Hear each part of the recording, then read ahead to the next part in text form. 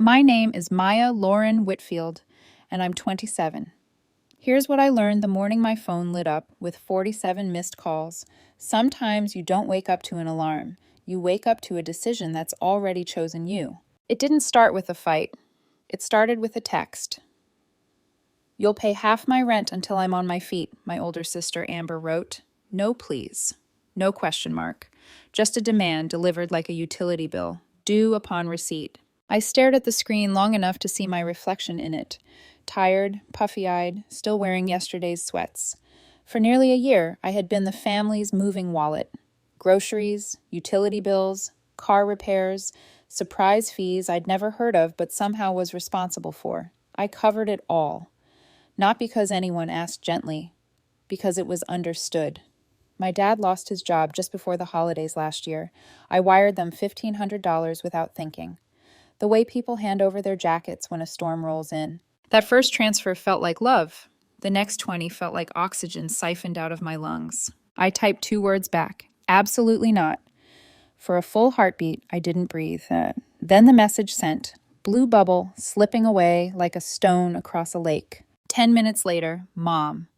Selfish. You're dead to us until you do your part. I laughed.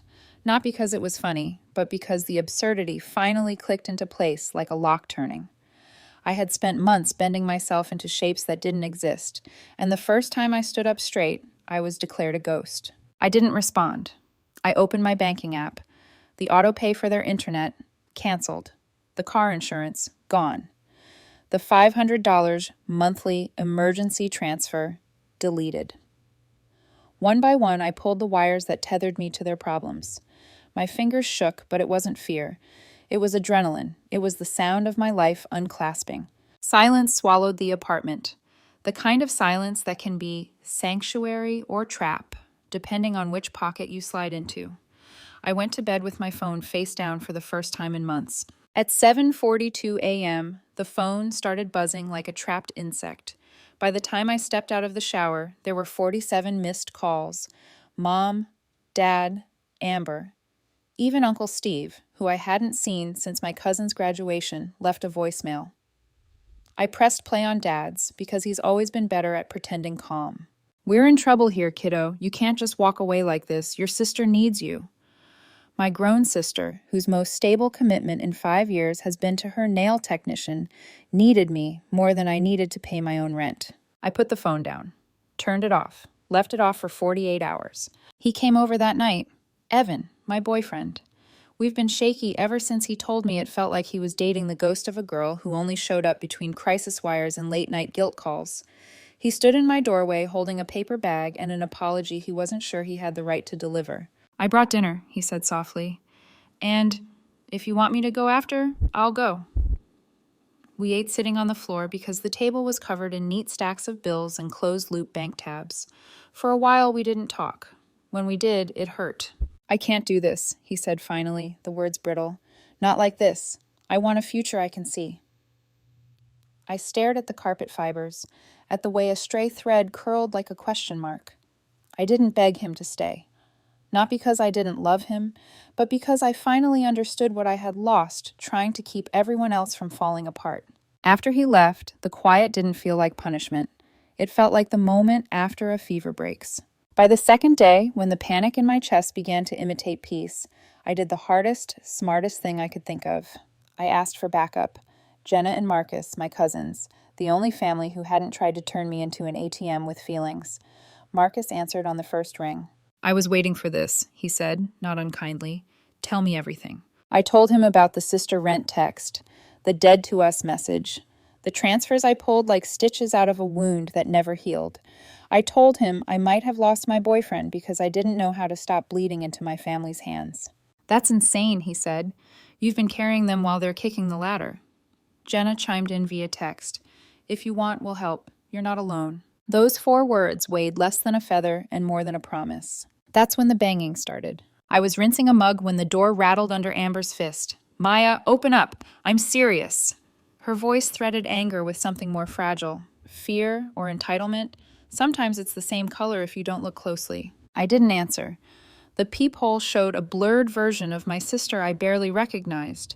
expensive sweatshirt, lashes thick as moth wings, phone in hand like a baton. She knocked again, then again, a rhythm meant to force itself under my skin. I texted Marcus, she's here. 2 minutes later, we're on our way, don't open. I sat on the couch, hands clasped, listening to my own heart as if it belonged to someone else. I thought about every Saturday night I ate instant noodles so I could wire money Sunday morning. About the promotions I turned down because Mom needed a ride, because Dad needed a co-signer, because Amber needed a buffer between I'll be fine and I never said that. The deadbolt trembled, then stopped. Silence again, the kind that tests you. By the time Jenna and Marcus arrived, the hallway was empty. We stood in the living room like soldiers in a quiet after battle, and I said it out loud for the first time. I'm drawing a line, lions in the sand. Marcus nodded. Then let's make it stone. We made a plan the way you do when you've decided to stop negotiating with chaos. Step 1. Cut off all financial access. Change every password. Cancel every recurring payment. Set alerts for attempted withdrawals. Step 2. Draw emotional boundaries. No more answering guilt with explanations. Silence is a response. Step 3. Keep witnesses.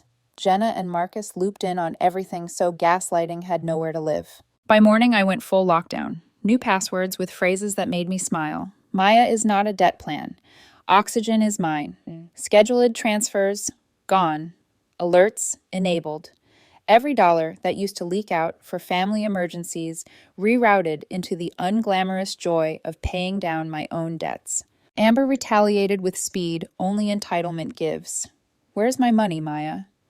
I didn't answer. I took a screenshot, filed it in a folder labeled Archive, Proof I'm Not Crazy. Mom's message came longer, like she thought more words could cradle me back into place. We raised you better than this. You don't turn your back on family. Your father is disappointed beyond words. Disappointed is what you say when the product doesn't arrive on time. Dad called 3 times. His voicemails choosing the solemn register of a man asking a bank for a grace period. He wanted a family meeting. He wanted reason. Reason had been exiled the day my love became their ledger. That evening, Amber returned with volume. I opened the door this time, with Jenna and Marcus behind me like anchors. We're done, I said, calmly. There's nothing to discuss. Amber blinked, like I'd spoken a language she didn't know. The phone in her hand lit up with Mom calling. I answered and hit speaker. You're destroying the family, Mom cried. You can't abandon us. I looked at Jenna, at Marcus, at the girl I used to be, hovering like heat over asphalt. You've had years to rely on me, I said. I did everything I could. I'm done. Amber's mouth trembled, then flattened into a hard line. She left. The building sighed after the stairwell door slammed. Mom hung up. Relief came like a tide, not a trumpet. It didn't announce victory. It simply washed the grit away from my teeth. But relief is not safety. Boundaries aren't a fortress until you keep them. That night, I ate pasta I wanted, watched a show I chose, paid a bill. With money that would have vanished by sunrise in another life, I sat in the stillness and listened for panic. It didn't come. What came instead was a thought so simple it felt like a prayer. I know who I was before they broke me down. I'm getting her back. Morning arrives with a gray, rinsed light like the world got scrubbed overnight and left to drip dry. I make coffee, not because I'm awake, but because the ritual steadies my hands.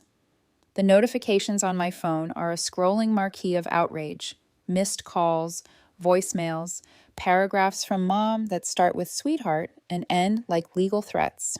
I do not open them. I touch the mug for warmth and let the steam fog the part of me that still believes peace requires permission. Lockdown isn't dramatic. It's meticulous. It's me at the kitchen table with a notebook and a pen, listing every place my life leaks. Bank logins, retail cards, cloud storage, a dusty streaming app Dad borrowed to watch baseball. Passwords become sentences only I would write. Security questions stop being family trivia and start being private jokes with myself. Alerts ping for any attempt, any prod, any accidental login from a familiar home Wi-Fi. I am not barricading myself from love, only from extraction. Marcus texts a checklist with bullet points and timestamps. Jenna adds a column labeled Evidence. We aren't planning for a war so much as we're documenting the one that already happened. Screenshots drop into the shared folder like snow. Amber's, "Where's my money, Maya?" Mom's, "We sacrificed for you." Dad's, "We just need a little time." And then the guilt-laced classics. You'll understand when you have kids. Family is everything. Don't let outsiders divide us. Outsiders meaning Jenna and Marcus. Outsiders meaning anyone who won't co-sign our collapse. By noon, Amber moves to the stage she prefers, public. She posts a story with white text on a black background. Some people love you until you need them, then they disappear. She tags no one, but our blood makes inference easy. Comments bloom like mold. A few mutuals send me screenshots. I do not reply. I drag, drop, file. The folder labeled Archive. Proof. I'm not crazy grows heavier, and with it, my spine straightens. There's a truth I haven't told anyone. The first time I paid a bill for them, I felt chosen. Dad's voice was raw. Mom sounded small. I was 26 and thought being needed meant being loved. I moved money like a magician pulling scarves from an endless sleeve. I missed dinners, canceled plans, pushed back a certification exam because we're in trouble here, kiddo. The night I skipped that exam was also the night Evan waited at a restaurant until the candles guttered out. I arrived breathless, said, "I'm sorry," 6 different ways, and believed each one. He smiled like forgiveness and told the server it was okay. It was not okay. We pretended it was because that's what you do when you decide a small hurt. Now is the price of not making a big hurt later. Small hurts compound interest. Eventually, you don't recognize the math. Around 3, the door buzzes. Marcus and Jenna with grocery bags and a whiteboard the size of a modest TV.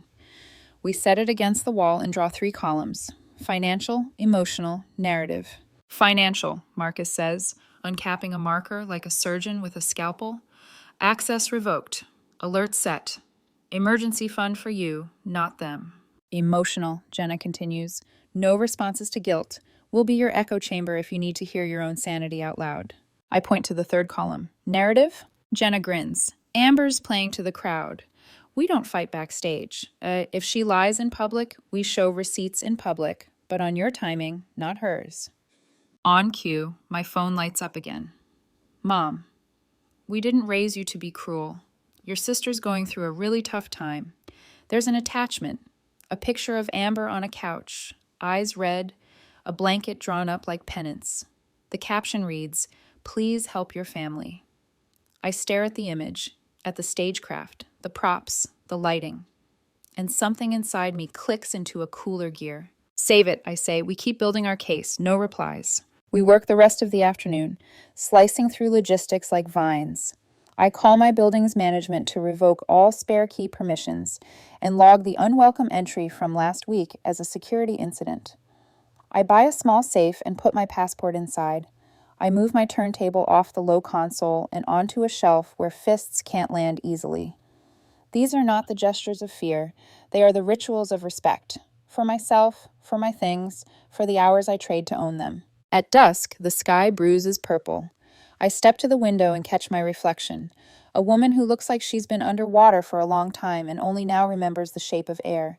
Evan texts, "Thinking of you. No pressure to talk. I'm here. A month ago, I would have read it as a lifeline.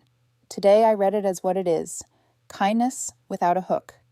I type, "Thank you," and set the phone down. Boundaries are easier with enemies. They are an art with people you love. Night falls, and the building quiets. From the hallway, footsteps pause outside my door, soft, uncertain. A shadow trembles under the seam of light. No knock, just the sound of someone not deciding. The floorboard creaks, then recedes. I feel the echo of it in my ribs. Part of me wants to fling the door open and deliver a speech that would trend by breakfast. Another part, the wiser one, knows a boundary whispered to yourself is stronger than a manifesto screamed at a wall. We eat takeout around the whiteboard. Marcus tells a story about a client who mistook an invoice for a love letter. Jenna snorts rice.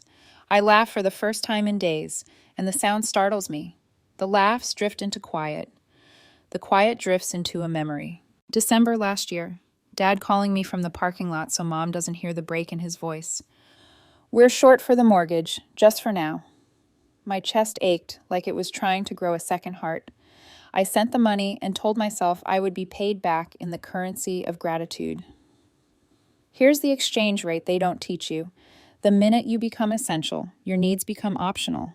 People don't repay oxygen. I write that on the whiteboard. I am not oxygen. Jenna underlines it twice. At 11, the social media shifts from vague booking to precision. Amber posts a photo of us from 3 years ago at a fair, cotton candy, Ferris wheel, her head on my shoulder. Some people change when they think they're better than you. The comments range from confetti to knives. Someone writes, "Tag her." Amber replies with a single drop of blood emoji. Marcus raises an eyebrow. "She's fishing." I nod. We keep our timing. Here's the thing about power. It doesn't feel like fireworks. It feels like holding a glass of water with steady hands after weeks of sloshing. It feels like choosing when to sleep and discovering your body remembers how. By midnight, my mind, which has been a strobe light for months, finally dims. The next morning, I wake before my alarm. The world outside is a watered painting. I run, slow and steady, 3 laps around the block. When I return, there's a note under my door in Mom's handwriting. Family meeting. Tonight, 7 p.m. Your father is sick with worry. No address, just the presumption I know where to go. I place the note on the counter and make oatmeal. The spoon scrapes the bowl like a small metronome. I do not text. I do not call. At lunch, Jenna and I craft a statement. Not a clapback, not a thread. A simple post with 3 images. Amber's demand for rent, Mom's dead to us, and a cropped bank screen showing the dates my transfers began and ended, identifying details blurred. Caption. Sometimes love gets mistaken for obligation. I'm choosing health and boundaries. I wish everyone healing. We schedule it for evening, 5 minutes after the family meeting start time. If they wanted theater, they should have booked a better director. At 6:58 p.m., my phone buzzes with a location ping from Mom, our childhood house. I don't go. At 7:05 p.m., our post goes live. The reaction is immediate, a hush that hums. People who knew but didn't know begin to know. Private messages trickle in. Old teachers, a former neighbor, even the manager at the diner where Amber shorted tips and I overpaid to compensate. Proud of you. Took guts. Here if you need a witness. I don't want witnesses anymore, but it's good to know they exist. At 7:19 p.m., Dad calls, straight to voicemail. At 7:22 p.m., Amber posts a blank square. At 7:23 p.m., she deletes it. At 7:26 p.m., she texts me, "You didn't have to embarrass us."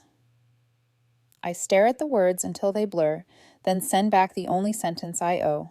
Do not come to my apartment again.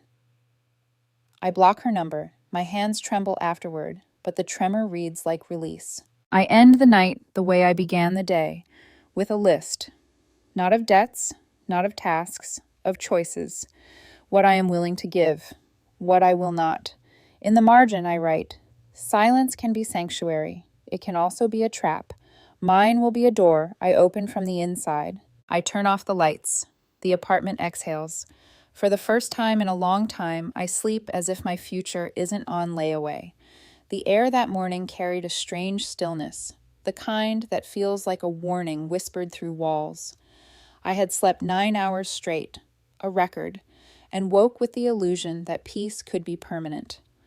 Then I saw the door. The lock wasn't broken, just tired, scratched around the edges, the way metal gets when someone doesn't know how to use a key that doesn't belong to them. My heart tightened. I pushed the door open. Silence, then chaos. The living room looked like a crime scene staged by someone who'd run out of time. My couch cushions were gutted, seams split open like wounds. My record player, the one thing I'd bought just for myself, was flipped on its side. My laptop lay open, cracked screen glowing faintly like a dying ember. And my records, my carefully collected vinyls that had traveled with me through every move and breakup and heartbreak, were shattered across the floor in a black and silver mosaic. My hands started shaking, but not with fear, with recognition. This wasn't random vandalism. This was Amber's chaos, rearranged into art. I knew before I checked that the spare key was gone. Mom had kept one, just in case. I'd asked for it back twice. She'd changed the subject both times. By the time I found the note taped to the fridge, you left us no choice. My hands had stopped shaking. I called Marcus first. He answered before the first ring finished. Tell me where you are. Home, I said, my voice flat. She was here. 10 minutes later, he and Jenna burst in, breathless, faces flickering between rage and disbelief. Marcus stood in the center of the wreckage, jaw tight. We should call the cops, he said, right now. I wanted to. I really did. But something in me hesitated. No, I said softly. That's what she wants. A show. I'm not giving her one. Jenna stared at me. She destroyed your things.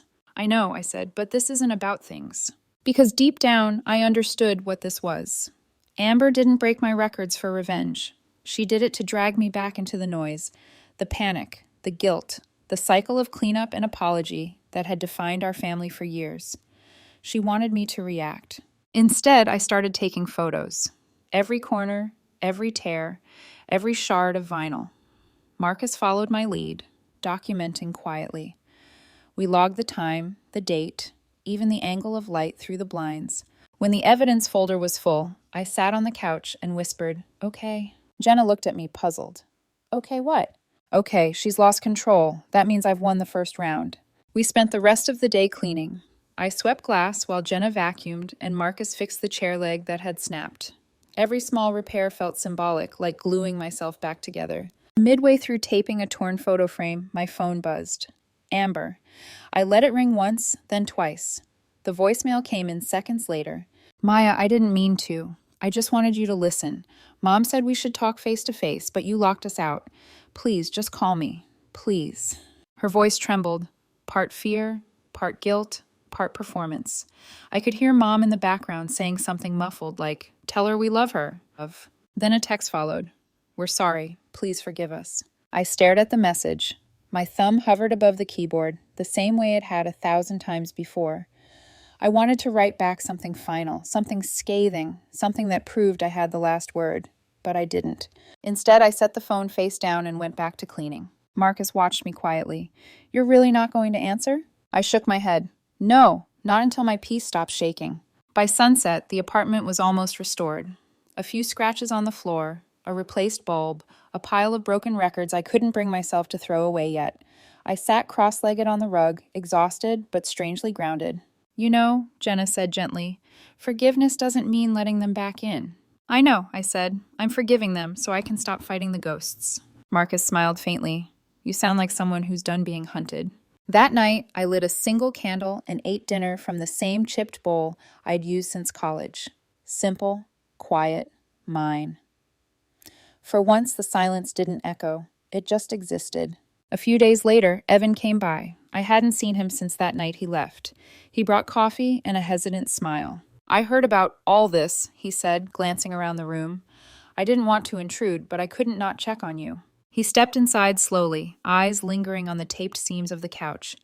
"You're handling this better than anyone I know would." I laughed softly. "That's one way to say I'm numb." He looked at me. "No, you're awake."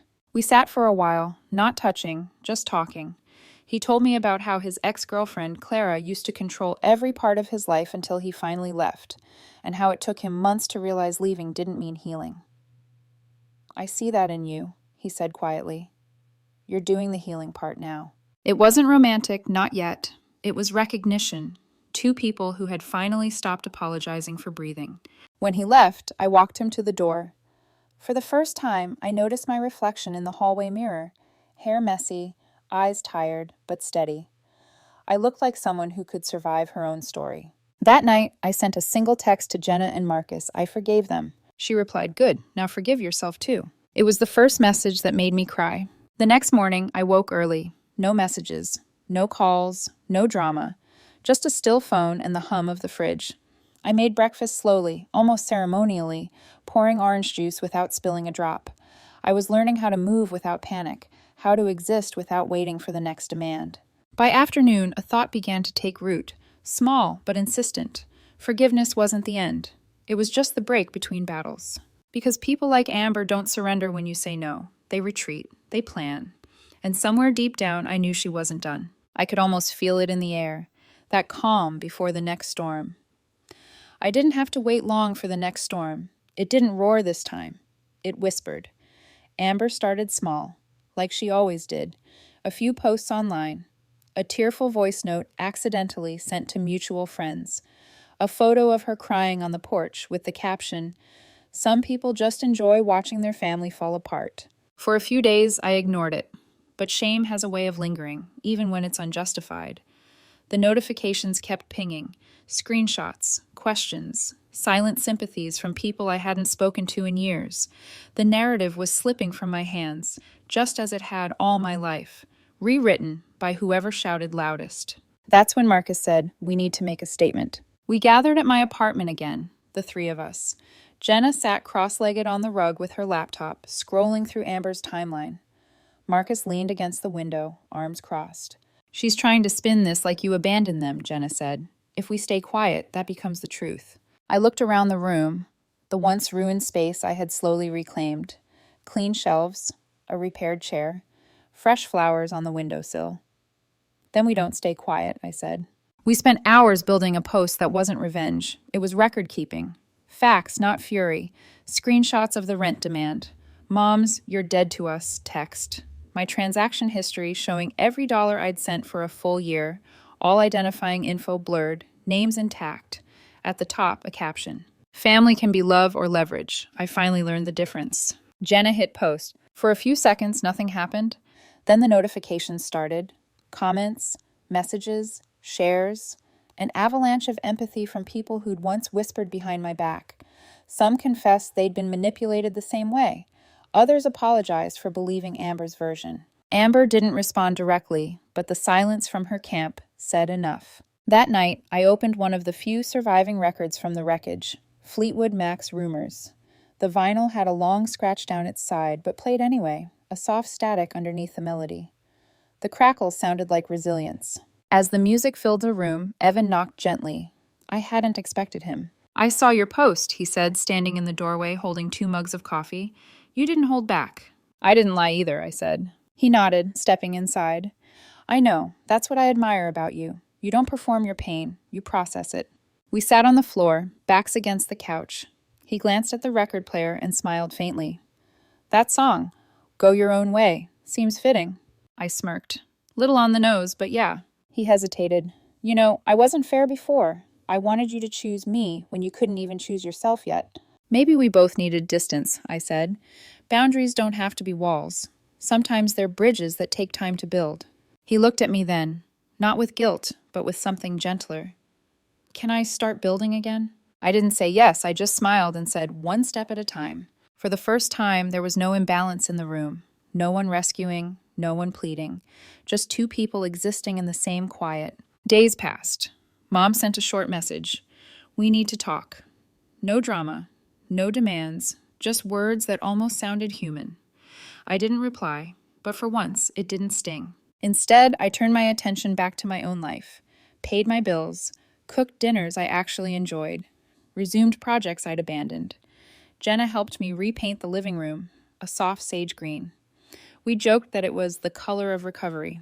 But even as peace started to settle, I knew Amber's silence wasn't surrender. And I was right. One evening, I came home from work and saw her standing by the building gate, makeup perfect, eyes red, a performance rehearsed. "Maya, please," she said as I approached. "I'm not here to fight. I miss you." There was a time when those words would have melted me. Not anymore. "I miss the sister you used to be," I said calmly. "The one who didn't see me as a solution." Her lips trembled. "You think I wanted any of this?" "I think you liked the control it gave you," I said. "And now you don't know who you are without it." Tears filled her eyes. Real this time. "Mom's sick," she whispered. "She's been crying every night." I met her gaze. Then she should call her doctor, not her daughter's conscience. Her mouth opened, then closed. She nodded once, a tiny broken gesture, and turned to leave. I didn't follow her. Back upstairs, I locked the door and exhaled a breath that felt like it had waited years to leave. The old me would have crumbled under guilt. The new me recognized manipulation dressed as grief. I texted Marcus and Jenna, boundary held, barely. Marcus replied with a fist emoji. Jenna sent a heart. That night, I poured a glass of wine, sat by the window, and watched the city glow beneath me. My post had stopped trending, but I didn't care. The point wasn't to win. It was to tell the truth, out loud for once. Amber's final message came 2 days later. You'll regret this one day. Family doesn't last forever. I read it twice, then, without hesitation, I pressed block. No explanation, no final paragraph, just silence. Mine this time, and it was enough. That evening, Evan dropped by with takeout. We didn't talk about Amber or Mom or the posts. We talked about everything else. Music, travel, art. For the first time in forever, the future didn't feel like a battlefield. Before he left, he said, "You look different." "I feel different," I replied.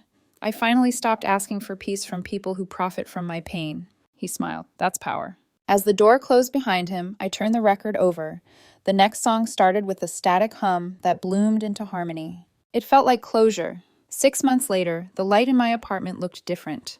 Softer somehow, as if the walls themselves had exhaled all the old noise. The plants on the windowsill had finally started to bloom again. Green proof that neglect isn't the end of anything. Life wasn't dramatic anymore. It was peaceful, almost ordinary. And that, I learned, was the truest kind of miracle. Some mornings, I'd wake before sunrise just to sit in the quiet. No buzzing phone, no guilt messages disguised as love, just the hum of the city and the warmth of my coffee mug in both hands. Silence, once my punishment, had become my prayer. Evan and I had grown close again, but slower this time, steadier. We weren't rushing toward labels or pretending to fix what couldn't be fixed overnight. We met each other where we stood, two people who had learned that love without boundaries isn't love at all. He'd stay over some nights, we'd make dinner, half talking, half laughing, and it felt normal. Beautifully, boringly normal. Then one morning, a letter arrived. An actual letter, in pen, with an out-of-state postmark. I almost didn't open it, assuming it was another reach from Mom or Amber. But the handwriting was unfamiliar, slanted and neat, like someone who still cared about words. It was from Ethan, my cousin on Dad's side. We hadn't spoken since we were kids, but he'd seen my post through Jenna and wanted me to know that I wasn't crazy, that I'd done what half the family wished they could do. "You standing up for yourself gave the rest of us permission," he wrote. "You didn't break the family, Maya. You just stopped letting it break you." I read it twice, then a third time. By the end, my eyes were wet, but not from sadness. A few weeks later, Ethan visited. We met at a small cafe downtown, sunlight spilling across the table like honey. He told me about his own struggles, about saying no to his parents' endless expectations, about the guilt that came after. We talked for hours, not once mentioning Amber or Mom by name, just the pattern, the inheritance of manipulation, the quiet bravery it took to unlearn it. When he left, he hugged me and said, "You know, you didn't just change your life. You shifted the story for all of us." That night, I walked home under a sky full of low stars, and for the first time in years, I didn't feel alone in my bloodline. Weeks passed like that, gently, gracefully. I focused on the simple things: work, cooking, painting, small weekend trips with Marcus and Jenna. We built new traditions: movie nights, bad karaoke, random acts of joy that didn't require apologies. Every once in a while, Mom would send a text, a photo of the backyard, a recipe I used to love. Nothing manipulative, just small. I didn't respond, but I didn't block her either. I had nothing to prove anymore.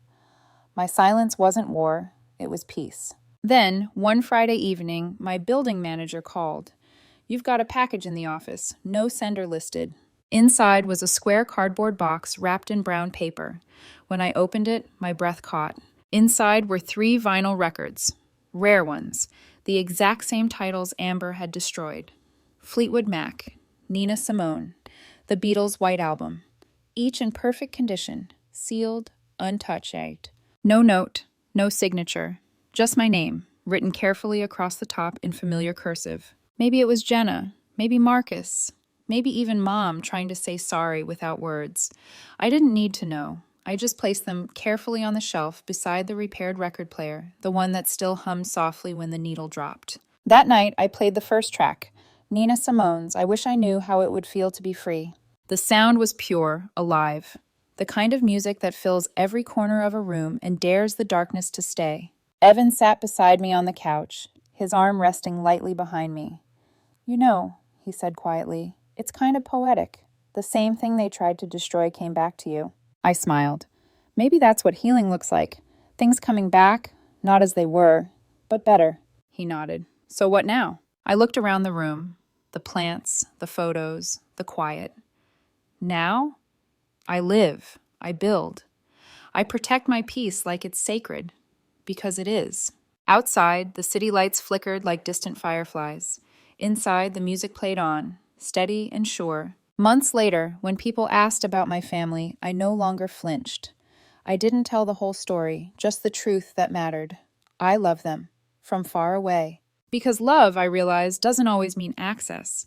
Sometimes it means letting go. The final track ended, the room was still. For the first time in my life, the quiet stayed. Not as emptiness, but as freedom. I closed my eyes, breathed it in, and whispered to no one in particular, "This is mine." And it was.